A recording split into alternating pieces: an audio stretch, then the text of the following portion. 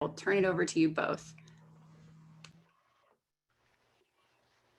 Did the screen share stop or something happen? No, I think we should be able to. You can still see the screen? Okay, yeah. All right. I don't know why it's... so hi, everyone. I'm Paromita, as Devin introduced me, and I'm very glad we are getting this opportunity to present on this important topic. Note about this talk today, it grows from a presentation that Anne and I did at ALA Midwinter earlier this year when conferences were still face-to-face.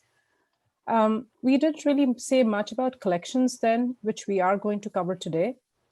And the focus of our ALA session was narrower.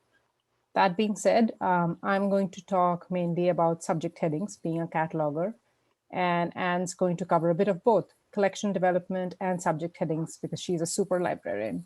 And also as a selector, she has more experience with collection development, and so she is going to cover that aspect of the presentation.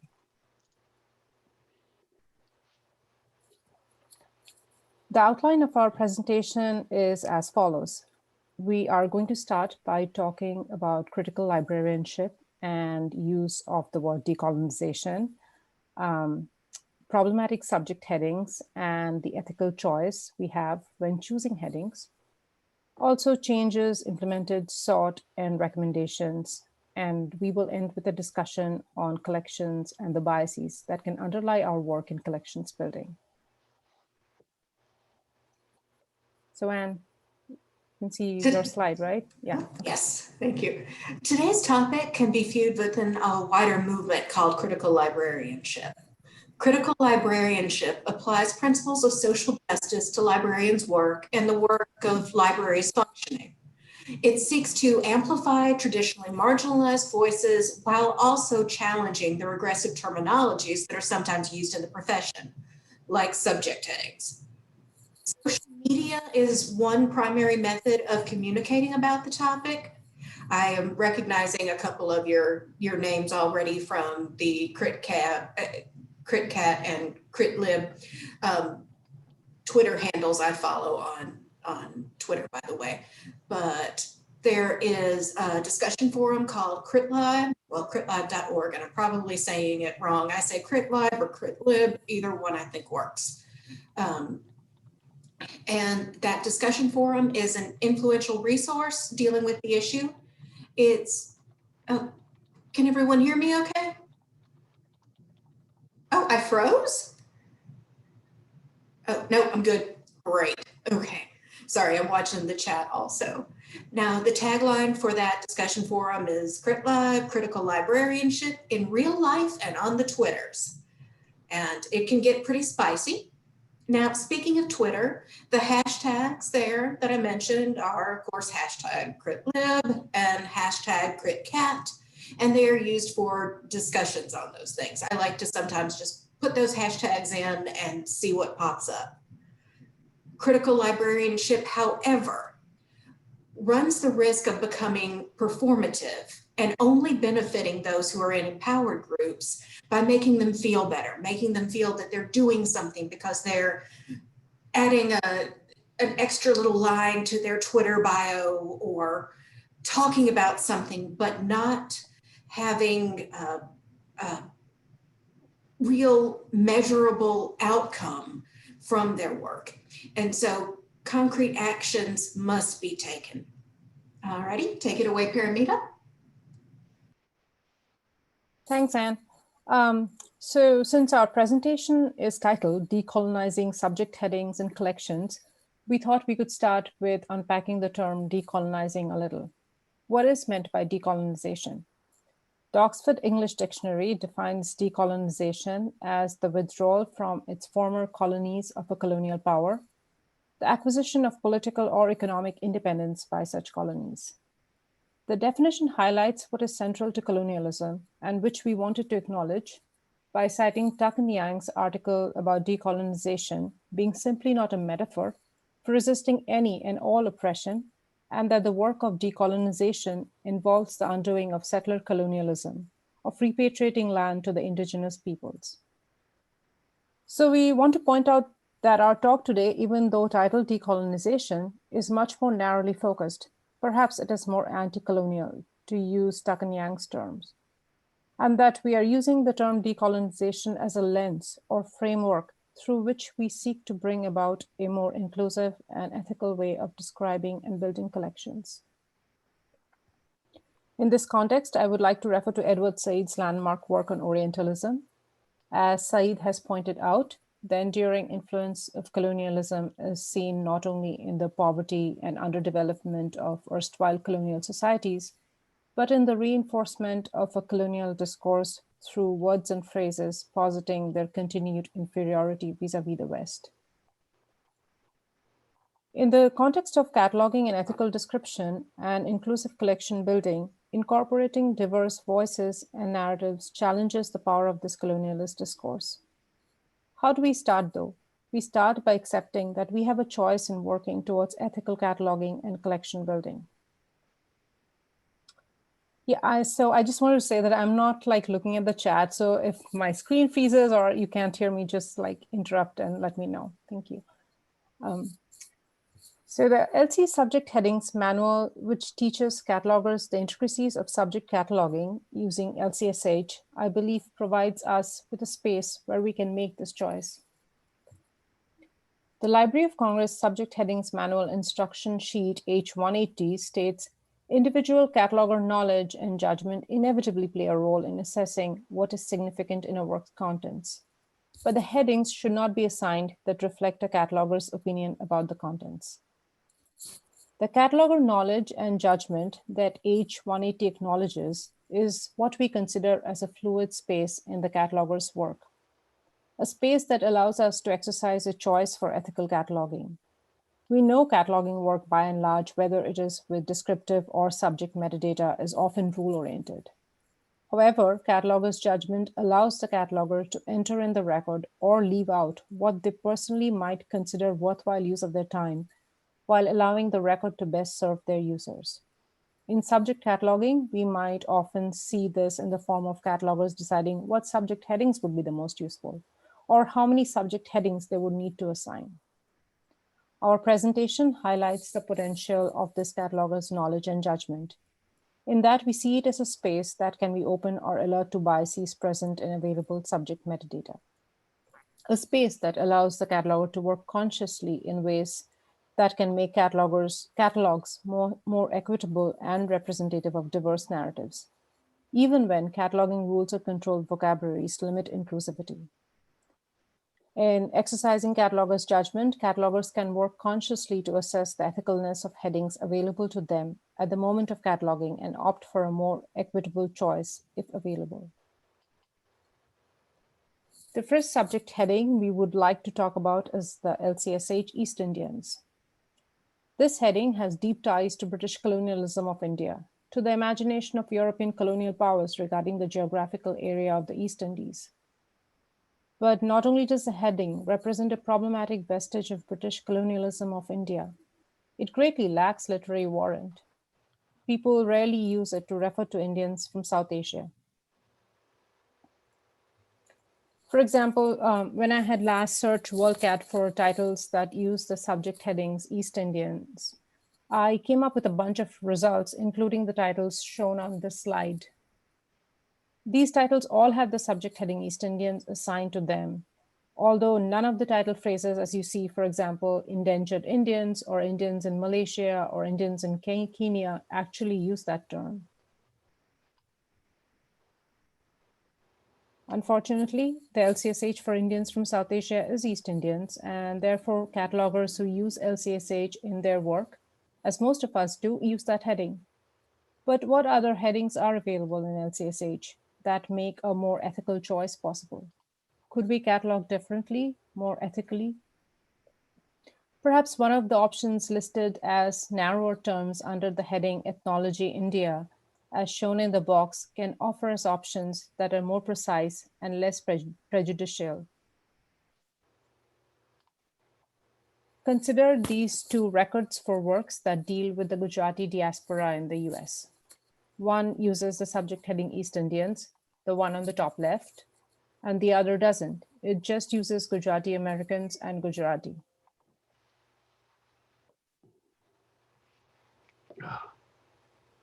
Do we lose anything if we don't include the heading East Indians? Indeed, through a combination of headings, as shown in the case of these two catalog records, we can make the subjects that users interact with be more inclusive whenever possible.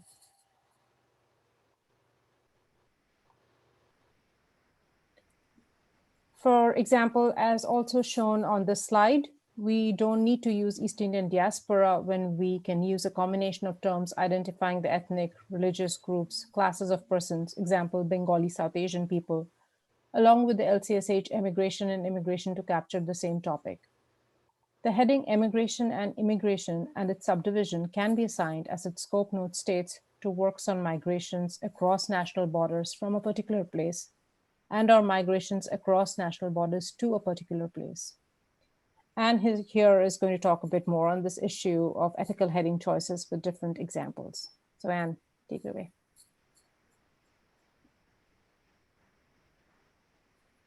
Anne, can you hear me?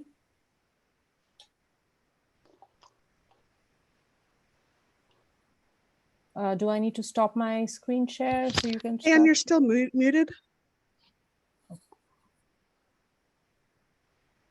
Oh, sorry. All righty.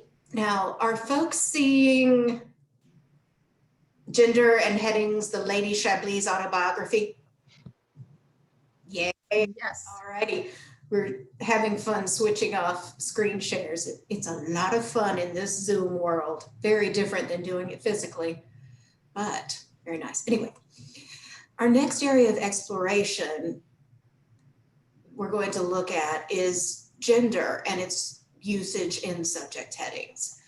For an example in this topic area, we're going to be looking at the Lady Chablis autobiography.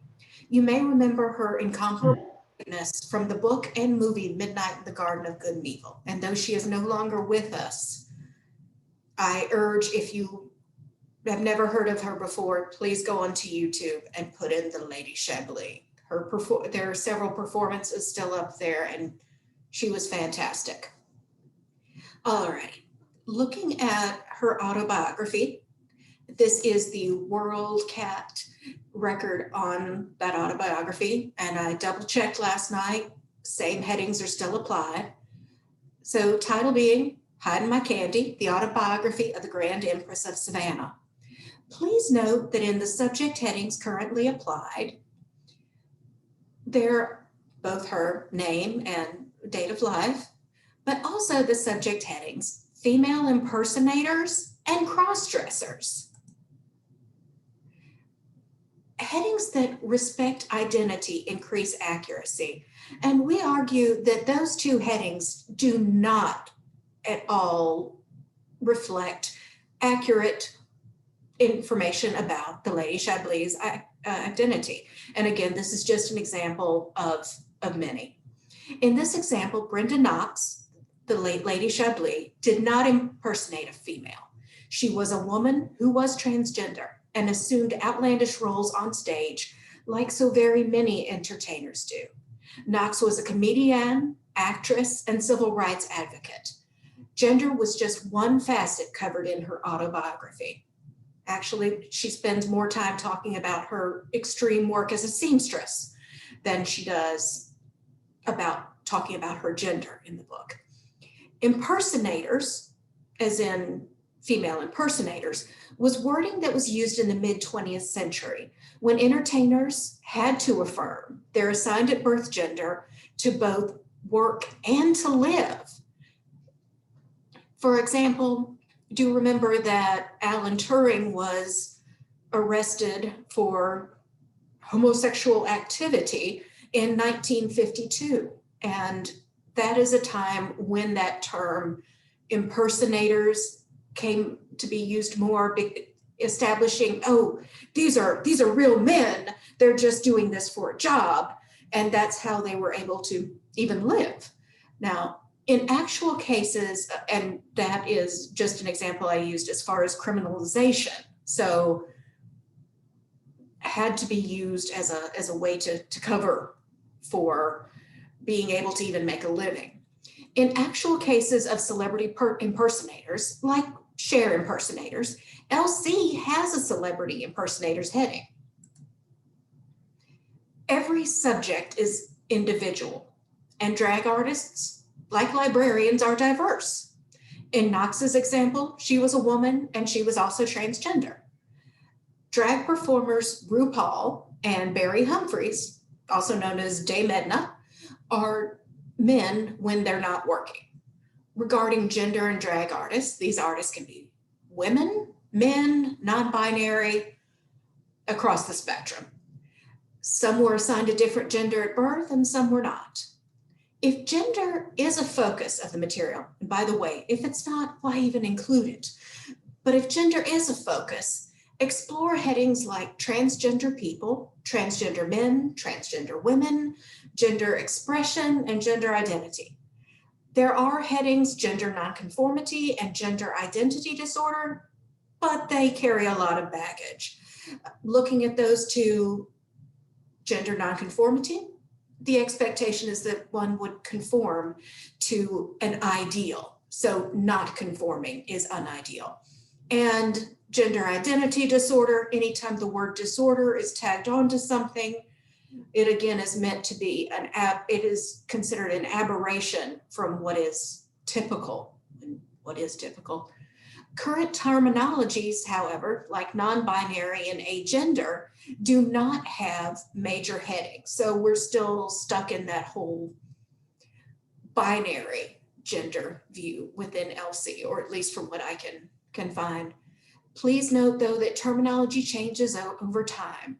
And in your catalog, you can choose to make changes to more accurate, less hurtful terms. You can also advocate and implement updates to help change things for the better. For example, on this next slide, where I give an example of a perhaps better subject heading that could have been applied or could be applied in the Grand Empress's autobiography, you'll note that the Library of Congress subject heading screen actually for that subject, for the subject heading drag shows and for all the other subject headings, has a little email me picture, suggest alternative terminology. I've now used this function several times for multiple subject headings. I still haven't gotten any communication back, but I keep sending, much like I keep sending those letters to Santa Claus, and I'm just believing, because unlike Santa Claus, I know LC is not still mad at me about those burnt cookies. Okay, but drag shows is a good alternate heading. In addition, performance artists may work quite well, because if you're wanting to get at the nature of the person's work rather than female impersonator, a performance artist. Another example to look at is the use of LC's use of the term slaves as a major heading, and with only the variant enslaved persons added. The term slaves denies someone's personhood, however, and enough atrocity has been done in that area. Other controlled vocabularies have already replaced slaves with the variant terminology that recognizes individuals as humans, not property. Now, I would argue that rather than enslaved persons, a wording might be better: persons who are or were enslaved. Person first language is very important in healthcare and in so many other areas of life. And as someone with some diagnoses, it's very nice to be known as that person rather than whatever category is assigned to them. A likely better choice that is currently available within the Library of Congress subject headings would be slavery, talking about the institution that the individuals are forced into. And now I will hand this over to the incomparable Paromita. Thanks, Anne. Let me start sharing my screen.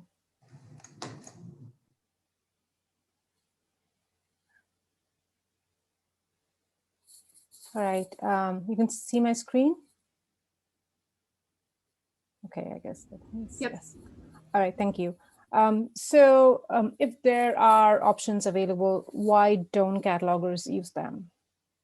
Why do we end up reinforcing the very biases in our catalog that we should actually work towards dismantling? That's because catalogers often pull from the memory, the most frequently assigned subject headings associated with the same topics. The reliance on memory, however, as Clark and Dobreski have pointed out, curtail the development of what they refer to as a diverse repertoire through the disregarding of other potential headings that can lead to better decision-making. Cataloger reliance on past practices thus tend to reify these biased narratives in colonialist power structures. We also want to point out, while our presentation focuses on exercising an ethically conscious cataloger judgment, we are not ignoring the importance or gravity of the task of critiquing or requesting changes to biased headings. That is absolutely necessary. The heading East Indians does need to change. How else can we describe works that deal with people from India as a whole? We also need headings when no appropriate headings exist, and Anne's going to talk about this a little later. So how do we make catalogs more inclusive for our diverse users? The first step would probably be to make sure we are actually implementing updates when biased headings are changed. This seems fairly straightforward, but it has its challenges. At UCLA, for example, we had to manually update the heading transvestites in about 200 records to the newer heading cross-dressers that our authority-controlled program had missed. The goal of an inclusive catalog can be achieved by adding headings from different thesauri other than Lcsh. For example, UCLA is using the mesh heading undocumented immigrants to mark records in addition to the Lcsh illegal aliens, and is using undocumented immigrants exclusively in the subject metadata for digital library projects. We have also included in this slide a link to the report of the Alex Now Core Subject Analysis Committee's working group on alternatives to illegal aliens. The report includes the results of a survey done to find out what libraries are using as an alternative to the Lcsh illegal aliens. The other link given here is to a OCLC research blog from 2019 that lays out some strategies for building more inclusive metadata, including links to useful resources. As important as catalog management is, equally important is accepting that description is not neutral. To successfully work towards the goal of ethical and inclusive description in our cataloging practices, we need to approach this work through a lens of cultural humility. Jessica Tai, in her wonderful article on archival description, makes a distinction between cultural competence and cultural humility. We often hear of cultural competency training. According to Tai, while cultural competency training does equip LIS professionals to better work with diverse groups of people, cultural humility underscored that acquiring or mastering such a skill set is a lifelong process, and that one can never become competent in another's culture. Cultural humility underscores the existence of everyday biases that impact our work and consequently stress self-assessment, self-reaction, self-critique, as well as institutional accountability. Most importantly, perhaps, the framework of cultural humility allows catalogers or those who engage in the work of description to acknowledge the lack of finality of our work, thus creating spaces for voices from marginalized communities and groups. Instead of relying extensively on controlled vocabularies that we see use language that can perpetuate oppressive power structures, we should instead seize opportunities that can make our catalog work for our diverse users. Using community-generated vocabulary such as the homosaurus for LGBTQ terms, Chicano thesaurus, or the subject headings for African American materials are great ways to incorporate marginalized voices. As an Auckland Museum blog entry, link given on the slide, on using Maori subject headings in cataloging museum items points out, it is important to not simply rely on Western ideas of classification and hierarchy to better serve diverse communities. If using control vocabularies other than LCSH is not an option for your catalog, Keywords and notes can go a long ways in terms of furthering the goal of ethical description. Elizabeth Hobart's excellent chapter on ethical cataloging and racism in special collections shows the use of keywords and notes in catalog records that can go long ways in challenging what she considers as the colorblind racism of our catalogs. Finally, I would like to say, how do we make sure that we are cataloging ethically, that we approach our work through the lens of cultural humility? We think education, awareness, involvement, and partnerships are key to achieving, or at least to start working towards this goal. What kind of training or education should catalogers receive? In their article, Clark and Dobreski have talked about the relationship between library cataloging and design thinking, specifically through the concept of repertoire. Like designers, catalogers serve their users by drawing on the repertoire of previous experiences and applied solutions. Different catalogers come to different solutions dependent upon their repertoire of experiences and knowledge of resources. It is crucial, therefore, that the cataloger's repertoire of experiences be constantly expanded through training and education and retrospective reflection of cataloging practices in relation to ethical issues. Writing, following relevant blogs or Twitter feeds like CritCat or CritLib that Anne mentioned earlier, and serving on committees or working groups that address ethical cataloging issues can all help to increase an awareness of biases that can make it easier to incorporate diverse narratives when exercising catalogers' judgment. I think it's really important for me because I feel like I'm learning all the time and I can catalog an item differently in the future than I'm cataloging it now, just because I have followed CritCat or CritLib and followed like listservs. So it's also important to remember that the success of initiatives for ethical description or collection building is better guaranteed if it is a library-wide initiative as opposed to that of just technical services. Because the more stakeholders that are on board with these changes, the more successful their implementation. Indeed, it is very important to listen to public services folks, those who work with users directly. As catalogers, we don't get to interact with patrons that often, so collaborating with those who do helps ensure that the catalog is serving the needs of our diverse community. And so Anne is now going to talk about this issue from her perspective as a selector and as a reference services librarian. And it's all yours now. All righty. Now, this next part is going to look at how subject headings really affect how public services folks, reference librarians, people who build the collections, how those subject headings play into so much of what we're doing and we don't even realize that they do. I had been a collection builder for well over a decade by the point that I realized this was a thing. And now I'm a little bit ashamed because I remember writing a textbook chapter a while back where I talked about all these great tools and ways to check for great materials and great uses of the limited library budget, but didn't bring up subject headings because I just didn't realize it was a thing until I started working with Paromita and also studying relevance ranking, search algorithms, and just how much they are beneath the skin of tools that are even far outside of the library catalog. So an undergraduate nursing student approached me, her library liaison, for help researching outdated healthcare practices.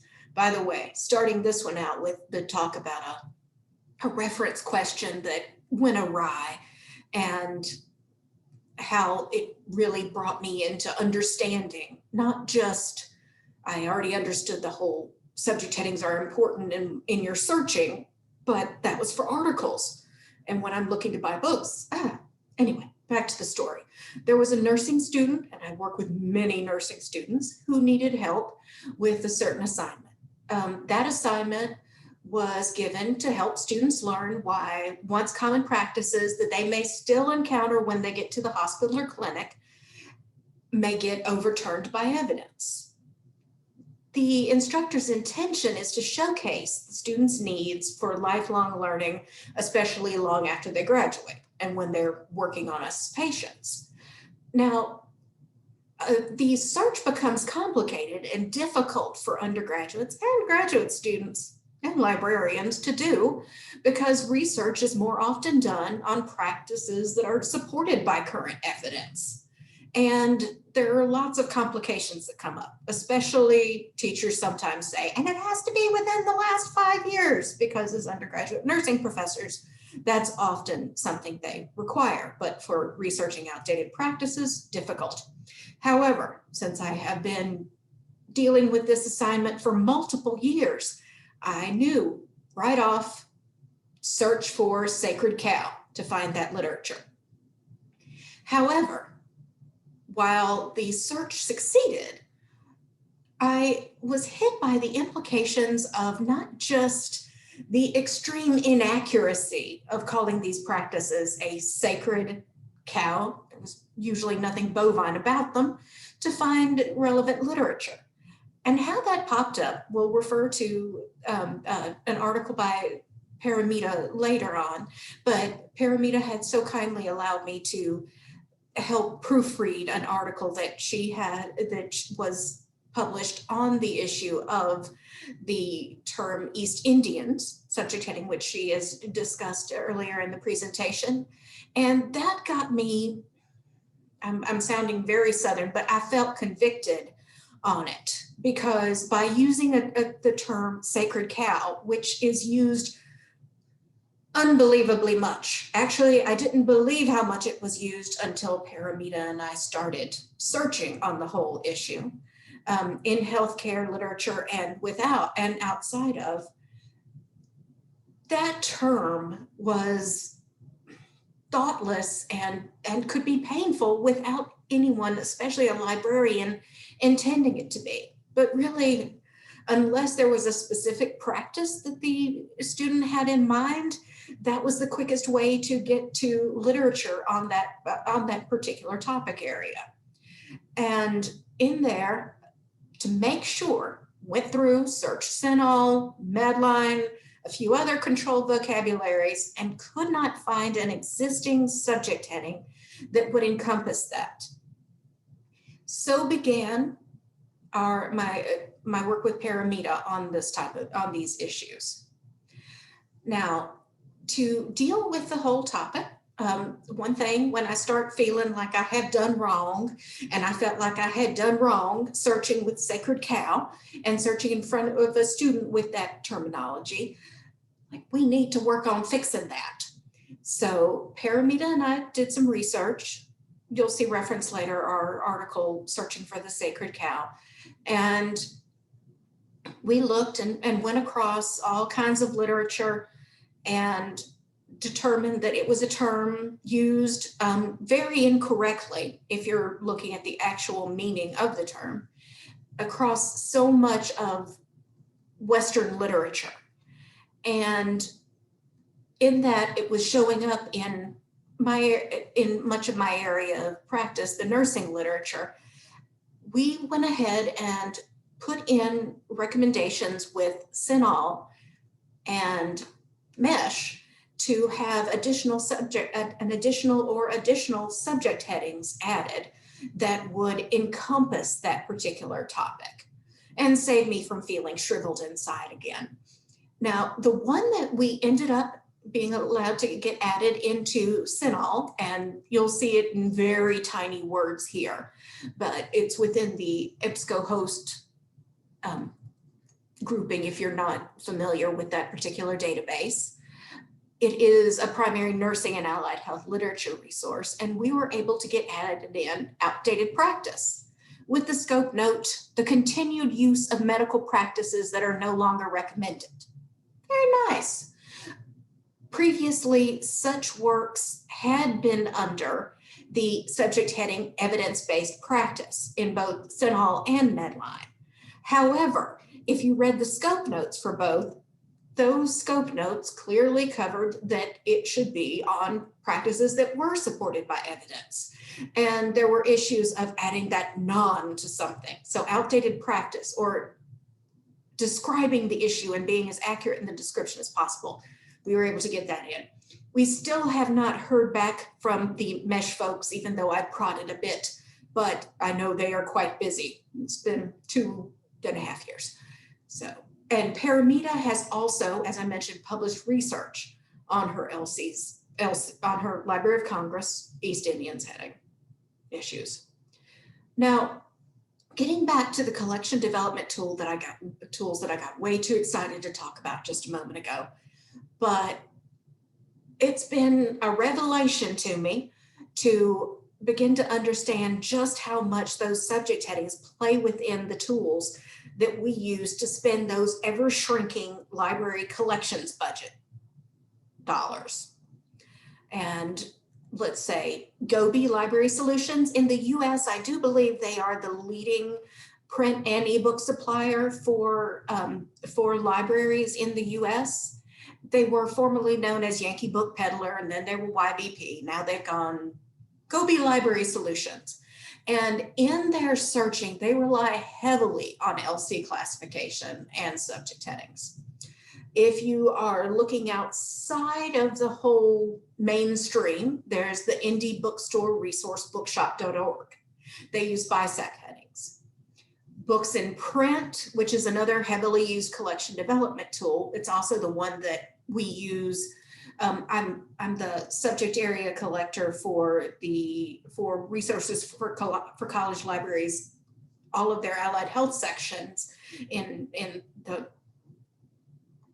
professions, and it's the one that we have to use for resources for college libraries. So Books in Print is one that is used by ACRL and across the board. They use original Boker subject headings, BISAC and Sears headings, and LC ranges in their searching. WorldCat, referenced earlier, which actually can be freely accessed, is, in addition to so many other things, useful in finding what peer libraries purchase. And I've also, when unable to get into other tools due to funding issues, WorldCat can also be wonderful to see what are the most bought books in a particular area, as opposed to books that may be a lot rarer.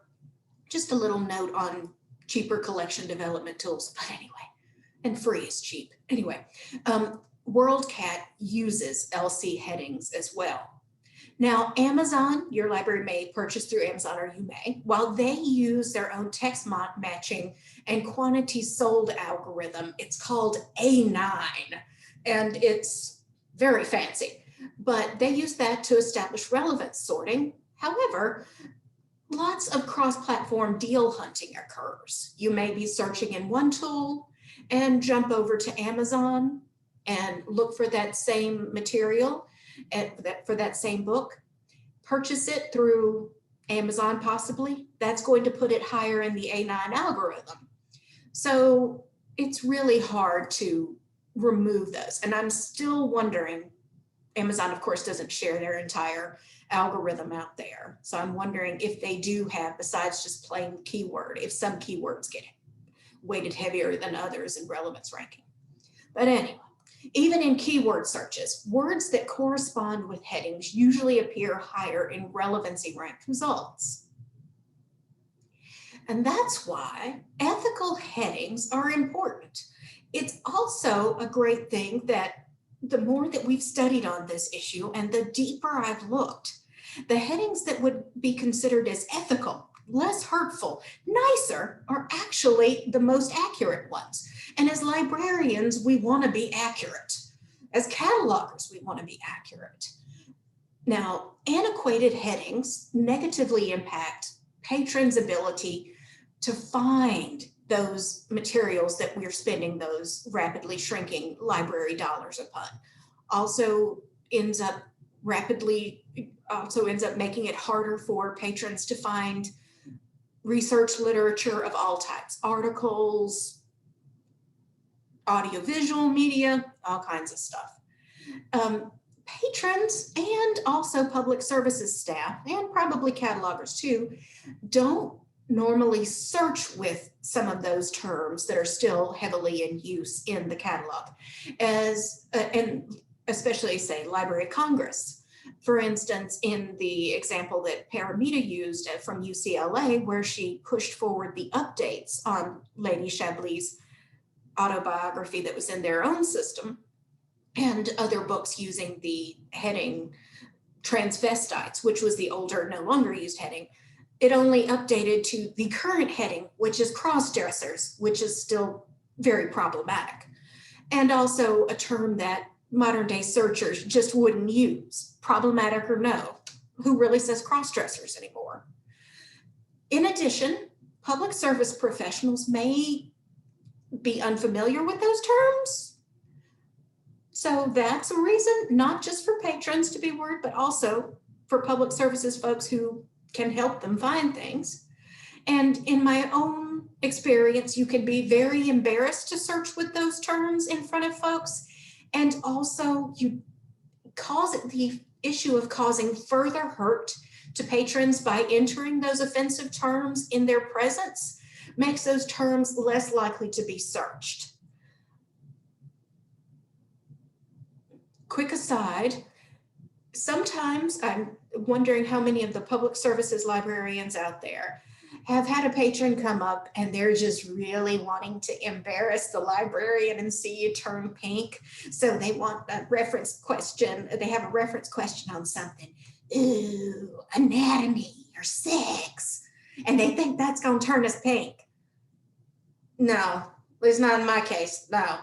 What turns me not just pink, but also again makes me want to shrivel is when a term that can be offensive is one that is sort of enforced in the search.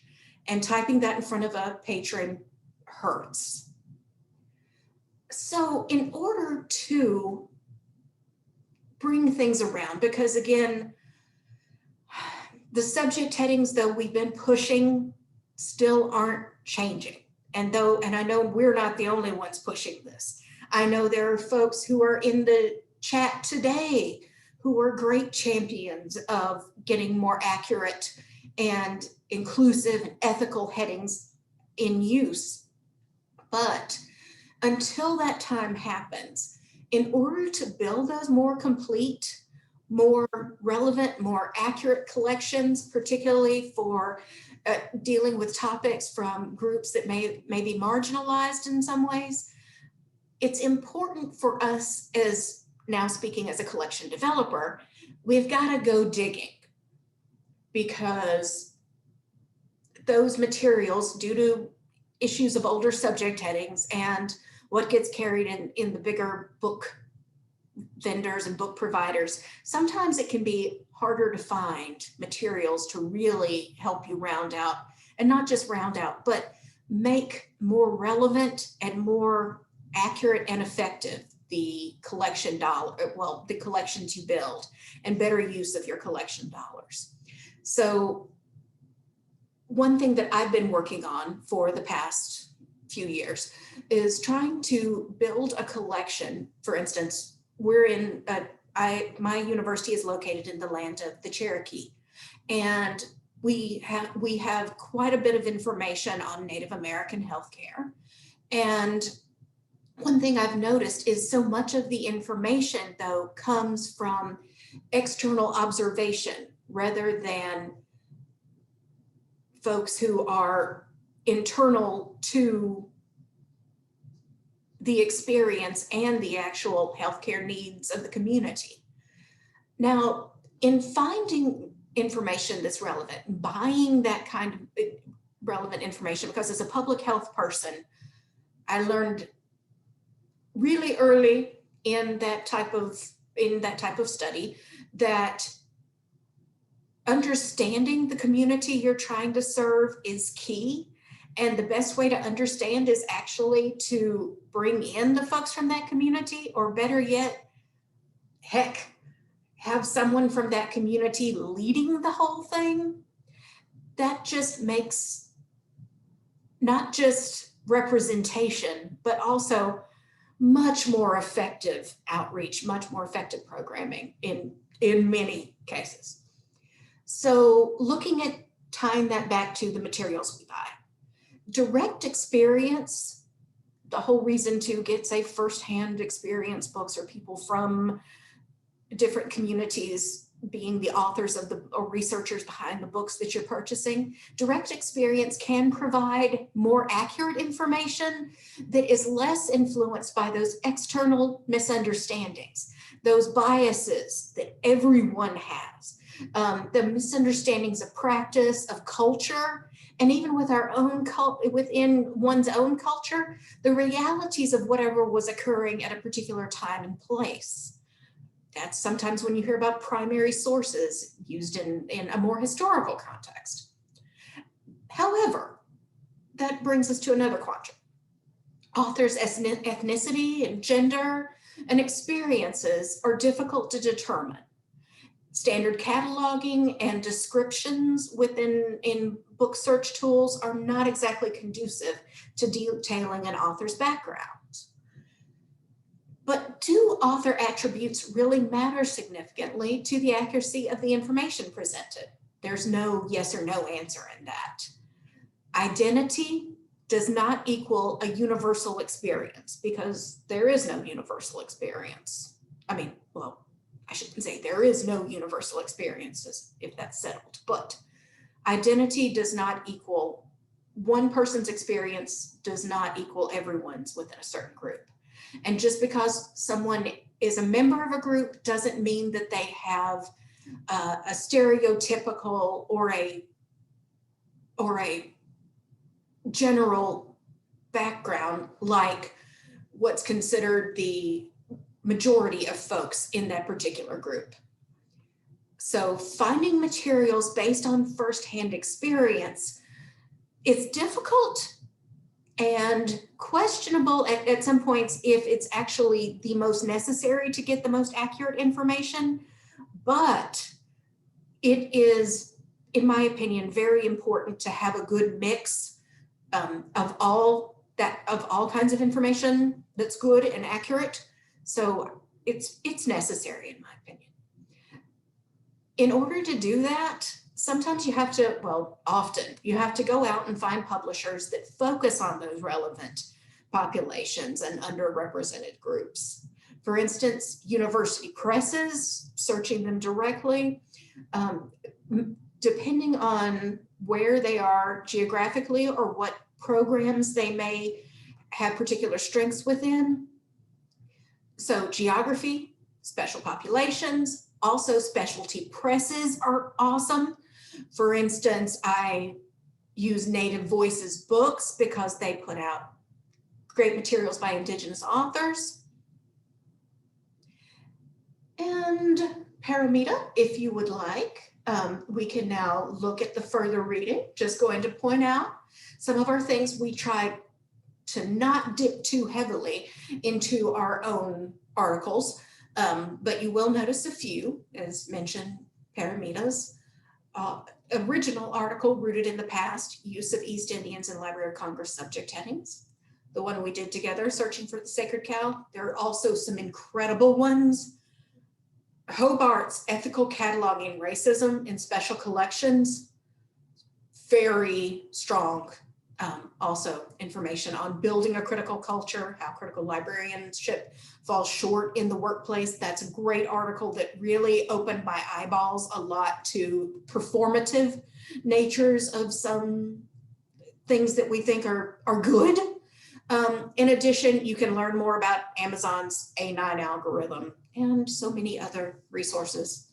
Alrighty, and with that, I think we're ready for questions because I can babble on forever, sadly.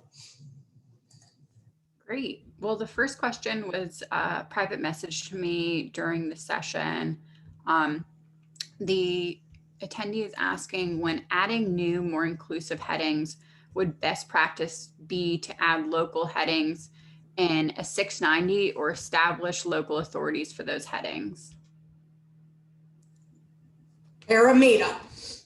I don't probably establish local authority headings so that I don't know how local authority, do you have like a local authority file that can be maintained because headings change. It's not static in time, terminology changes. So yeah, I would probably say like a local authority file, and if the heading cannot be changed, and in the control vocabulary, like in Lcsh, that usually we end up using for our ILSs. Gotcha. And then I think, David, since you sent in that question, you're welcome to follow up with that if you have follow-up questions or want some additional clarification. Oh, and could I just pitch in as a total non-cataloger? But in most all the control vocabularies we looked at, it was pretty quick to find a link to suggesting changes or recommending changes or contacting, even though I haven't heard back, or we haven't heard back from the LC folks at all. I believe that the more people who use that suggest alternate heading, if they request for changes must be going somewhere. And the more feedback that's received on something, I think the better. So please, I urge everyone, not just in LC, but also Medlines and all. I find the medical control vocabularies change much more frequently than many others. I mean, I think discovery systems can also help sort of like have a heading that displays differently from whatever the backend is. And I don't know if some ILSs can allow that. That's sort of, it's not ideal, but it's better, I would say. Okay. And if, I mean, there are people in the audience who have a lot of knowledge, and if they want to chime in, please go ahead.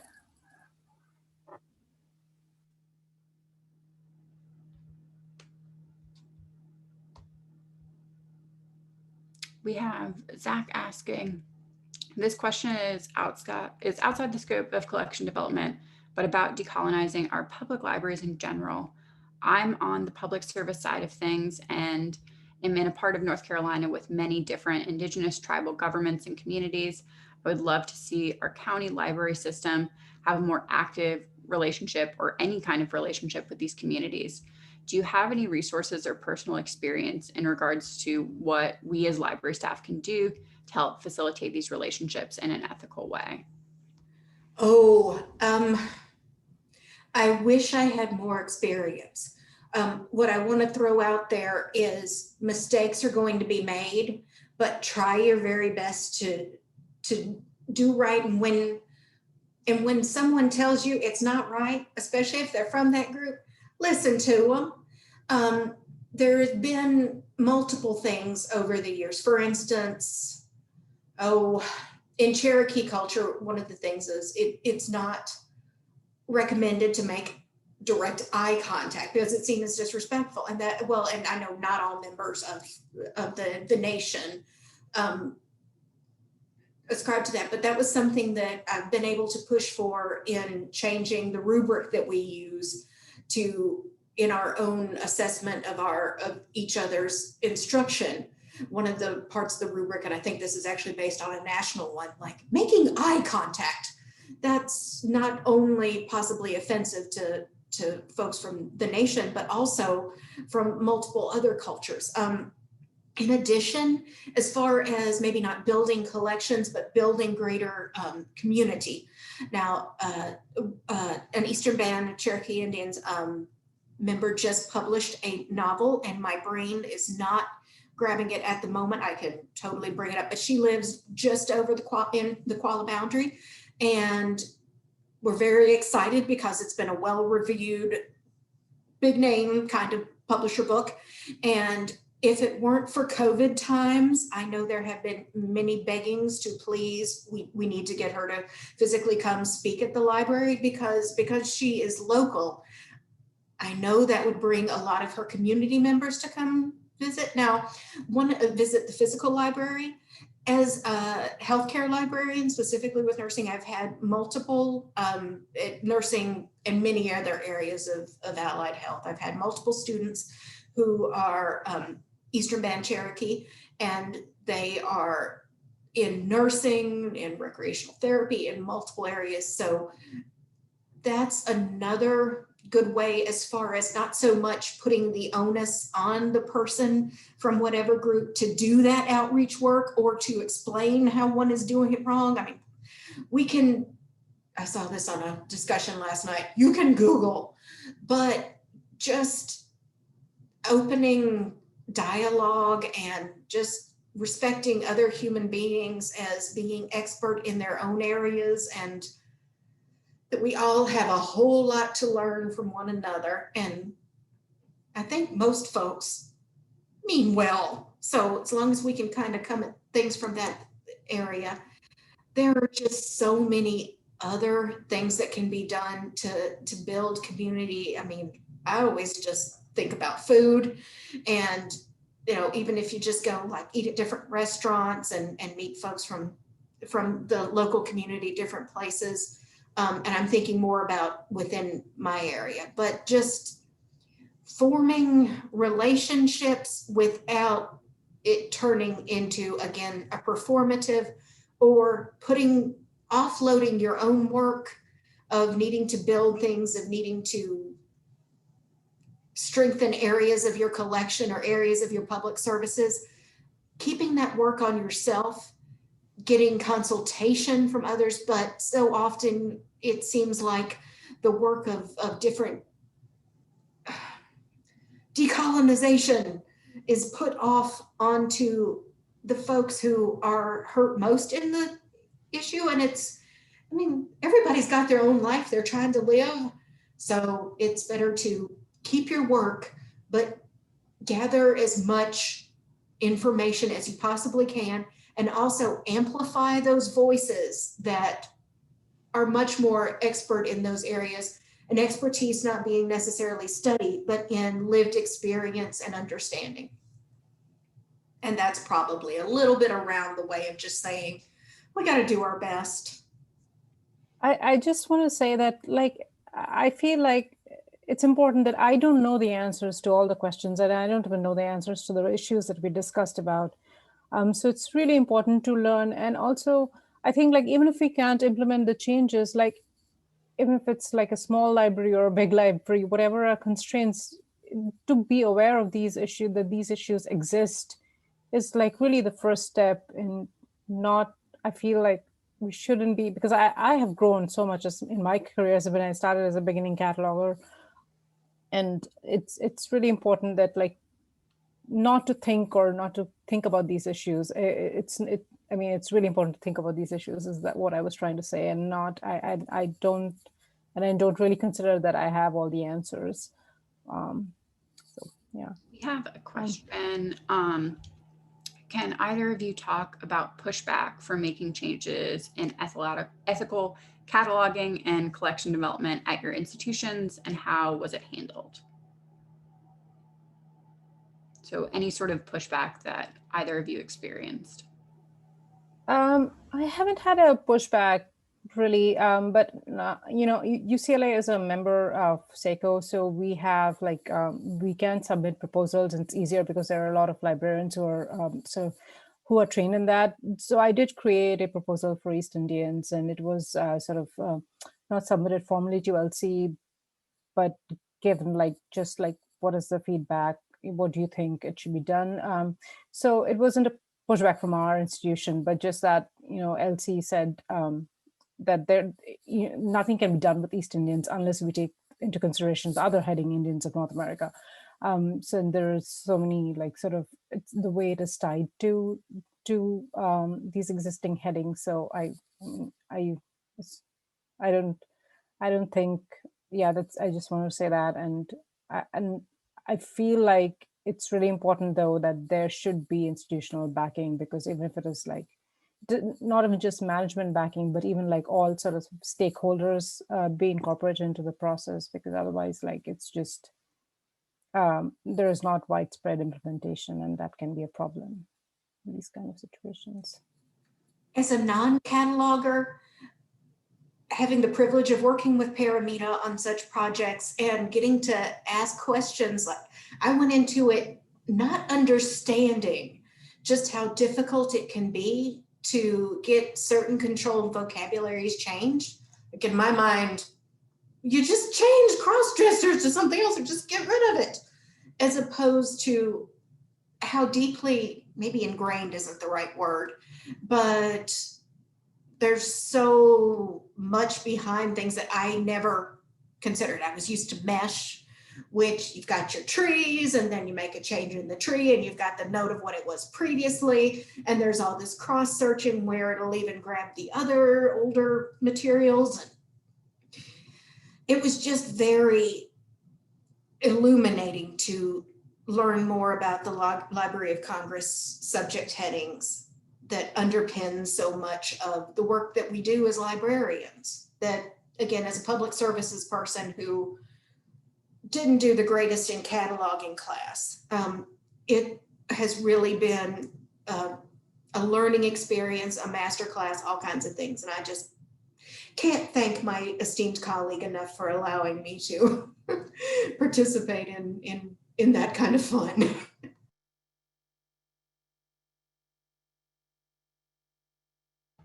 So we're a little bit over time here, Paromita and Anne, do you have a couple of minutes to answer a few more questions?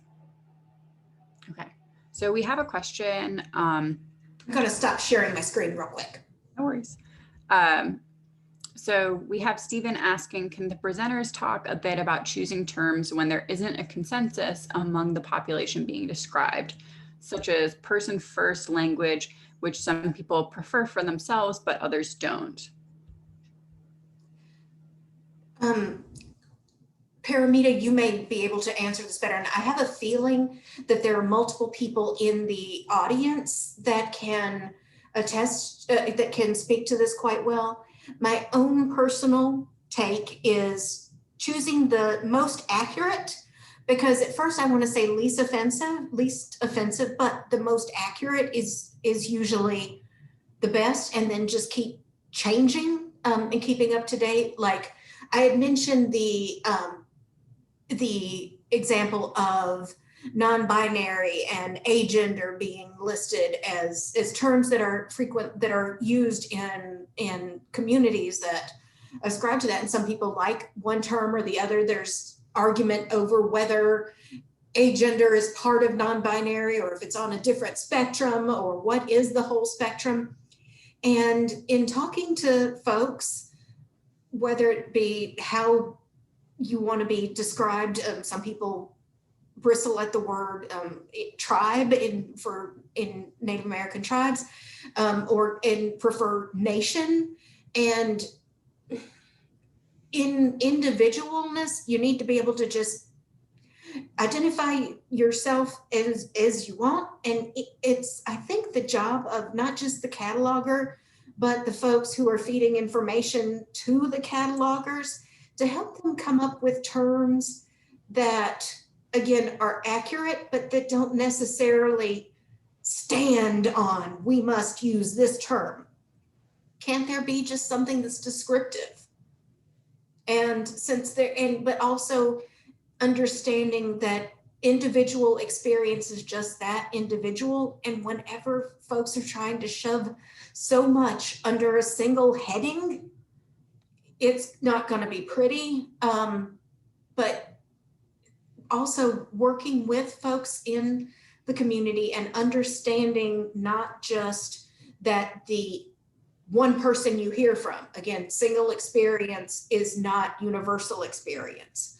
That theirs may not be the only voice and isn't the only voice, and hearing from multiples of those, you can maybe learn, oh, let's not use this term or that term. Let's find something that kind of works in the middle. Because usually, and again, I keep talking about accuracy, but the more accurate something is in its description, it seems to be much less able to be seen or used as a slur. If you're accurately describing something or someone and there's accuracy put into it, it may take more than a few short words, but that seems least hurtful usually. But that's just my take. Thanks. And other folks, please jump in. We have a question from Rita who is asking, the metrics of cataloging and time constraints at a small academic library, or even at a library system with 1 or 2 catalogers, make these considerations more of an intellectual exercise. We need assistance from outside our organizations to get to subject heading updates for our catalogs. How to get it done for large numbers of records with limited time available.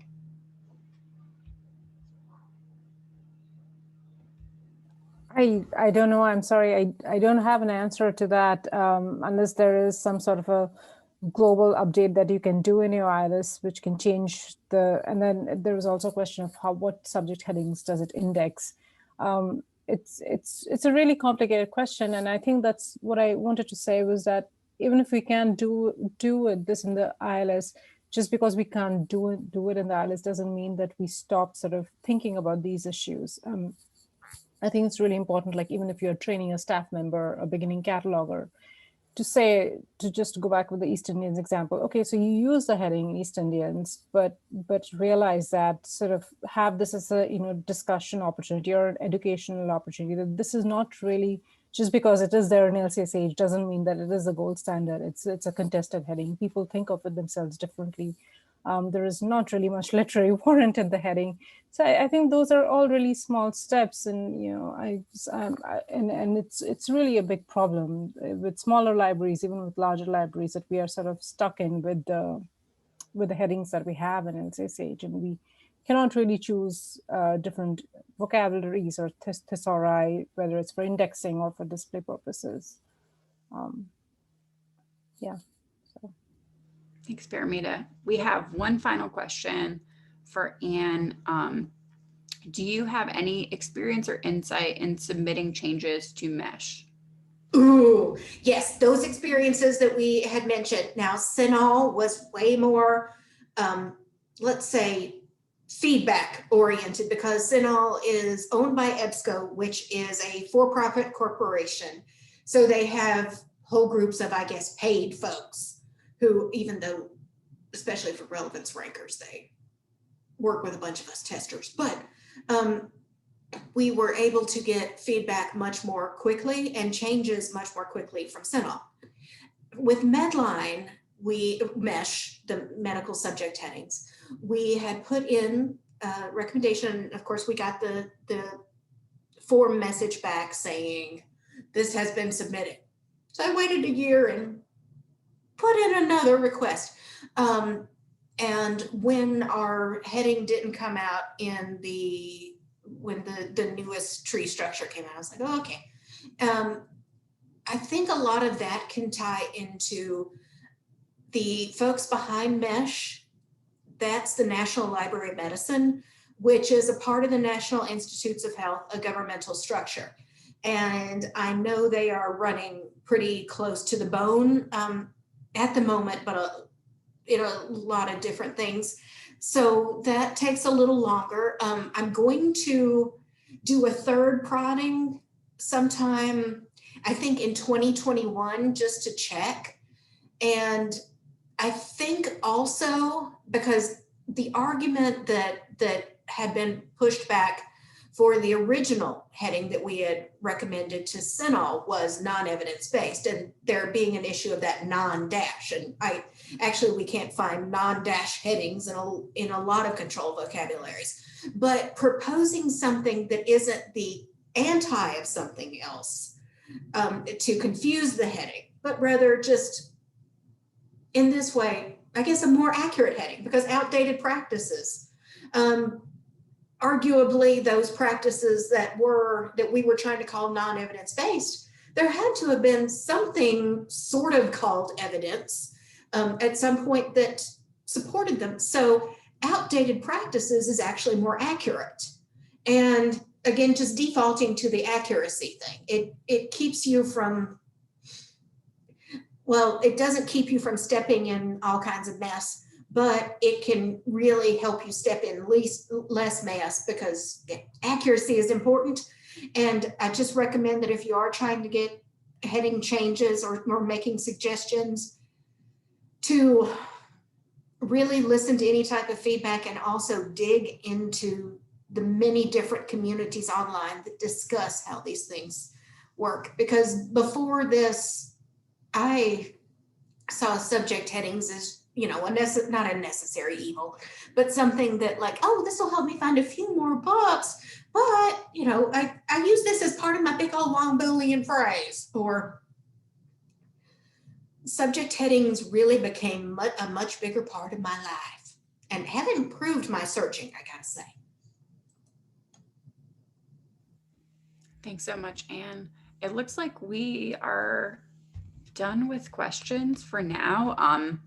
Just a heads up to everybody, we'll send out those slides later today with Paromita and Anne's contact information in case you want to reach out to them later on. Paromita and Anne, thank you so much for volunteering to present. I'm so glad that Beth allowed our paths to cross, and this being our first cataloging training, I am so glad it was such a hit and hope we get to continue with these in the future. Thank you all so much for coming. Thanks, everyone. I mean, we're flabbergasted. Well, I mean, I'm speaking for Paromita. Yeah, I know. I'm flabbergasted. Yeah. There's a lot of useful information in the chat. Yeah, so thank you to those who submitted comments. Yep. All right. Well, I will definitely also go through the chat once I have the recording and just put together a document of everything that was shared. I think some of the links were from resources in your slides, but also ones that I think Violet shared a bunch of. So I do want to make sure that people have those as well. Yeah. Yeah, there's a comment on the closed captioning of Zoom. Yeah, I wasn't following that, but yeah. Mauri's been turned into Murray. Yeah, yeah, that's I wanted to try the closed captioning, and upon recommendation from a previous session, and I did not realize how inaccurate it was. Yeah, no, yeah, just the best it can, I guess. Yeah. But I know I get comments about having pretty heavily, I guess, accented speech. And so if it helps folks understand better, I don't know. Yeah, I'm not surprised that Paromita changed to a lot of different things. Yeah, oh. I would assume that. Yeah. I know there are some fairly inexpensive closed captioning add-ons that I could probably explore, and I think that might be better to avoid confusion. Yeah, I think, Elizabeth, it is better than YouTube. Oh, yeah. But marginally. Well, all right, everybody. I will. I'm glad it was appreciated, Caitlin. And if it turned me into Halle Berry and Halle Berry, which I get, then yes. Sorry. Okay. All right. Well, have a great rest of your Tuesday, everybody. Take care. Stay safe. Thank you. Thank you. See y'all.